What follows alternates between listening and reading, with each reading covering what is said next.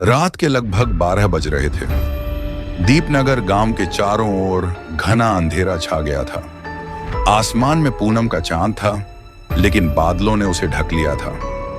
कहीं दूर एक उल्लू की आवाज गूंज रही थी और झींगुरों की धीमी गूंज माहौल को और भी रहस्यमय बना रही थी। दिन में यह गांव बाकी गांवों की तरह ही शांत और साधारण लगता था, लेकिन रात होते ही इसका रूप बदल जाता था। गांव के बुजुर्ग कहते हैं कि रात के गहराने के बाद कोई भी बाहर नहीं निकलता। खास तौर पर गांव के अंतिम छोर पर खड़ा पुराना बरगद का पेड़, वहां कोई जाने की हिम्मत नहीं करता। कहा जाता है कि उस पेड़ के नीचे एक पुराना कुआं है जो अब इस्तेमाल में नहीं है। लोग बताते हैं कि सालों पहले उसमें गिरकर एक आदमी की मौत हो गई थी और तभी से वहां अजीब घटनाएं होने लगी। रवि की जिद। रवि इन बातों पर यकीन नहीं करता था। वह शहर में पढ़ता था, आधुनिक विचारों का था और इन अंधविश्वासों पर हंसता था। अपने दोस्तों को प्रभावित करने के लिए उसने एक रात अकेले उस बरगद के पास जाने की ठानी, लेकिन यह उसका सबसे भयानक निर्णय था। आधी रात का सफर। रात ठीक 12 बजे, जब पूरा गांव सो चुका था, रवि धीरे से दरवाजा खोलकर बाहर निकल आया। गांव की संकरी कच्ची सड़क पर वह आगे बढ़ता गया। हवा भारी लग रही थी, चारों ओर अजीब सा सन्नाटा पसरा था। चलते चलते वह गांव के आखिरी छोर तक पहुंचा, जहां वह विशाल 100 साल पुराना बरगद का पेड़ खड़ा था। पेड़ के नीचे वह रहस्यमय कुआं भी था। रवि हल्के से मुस्कुराया। सब बकवास है, उसने खुद से कहा, लेकिन तभी हवा अचानक रुक गई। वातावरण ठंडा और अजीब लगने लगा।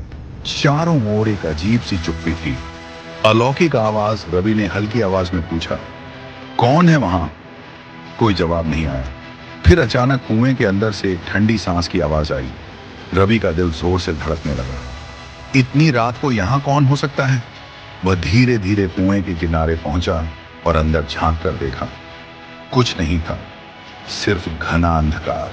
और तभी कुएं के अंदर से दो चमकती लाल आंखें दिखाई दी। रवि ने पीछे हटने की कोशिश की, लेकिन उसके पैर जैसे जमीन में धंस गए। उसकी रीढ़ में ठंडक दौड़ गई। भूतिया आहट, तू यहां क्यों आया?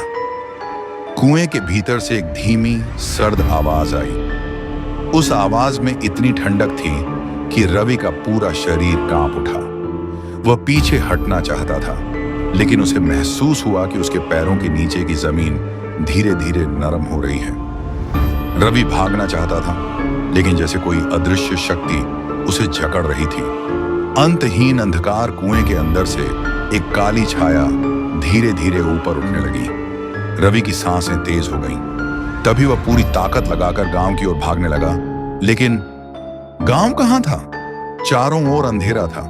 जिस रास्ते से आया था वह भी कहीं गायब हो चुका था। सिर्फ धुंध, काला साया और वही अजीब फुसफुसाती आवाज, अब तू कभी वापस नहीं जा पाएगा। रवि चिल्लाना चाहता था, लेकिन उसकी आवाज जैसे कहीं गुम हो गई। चारों ओर का अंधेरा गहरा होने लगा और वह काली छाया धीरे धीरे उसे अपने भीतर समाने लगी। रवि कभी गांव नहीं लौट सका।